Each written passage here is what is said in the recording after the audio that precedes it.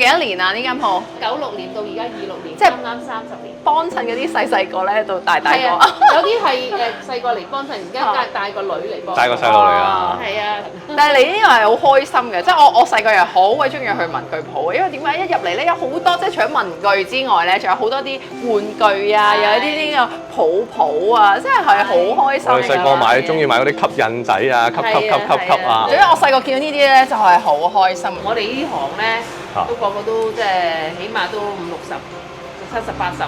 以前我哋細個嗰啲筆盒啊，撳出嚟彈出嚟嗰啲咧，唔係方便快啊全部都嘛！係你想買咩即刻過嚟，即刻同埋方便。放學冇咩做，咪行下文具鋪咯。係啊，以前好多㗎，屋村咧一個商場3、4間。不過唔緊要啦，有啲 fans 中意近近地買嘢嘅啊，啲 fans 咁啊。買呢個係真係方便咁。啱晒㗎。係啊！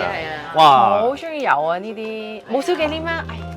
賣晒啦！哎呀，如果有你通知我，我真係買啊我。我咧就成日咧就好中意嚟呢度買文具嘅。咁嚟呢度咧，我買得最多嘅係咩咧？呢啲嘅熒光筆啊！嗱，呢啲熒光筆咧係嗰啲蠟筆嚟嘅。咁我通常咧，我教書嗰陣時咧，我就會攞定幾隻顏色咧，咁我就喺一張 A3 紙度咧，跟住就俾啲細路仔喺度畫。咁佢哋攞呢啲筆咧，佢哋好開心個狂畫喎。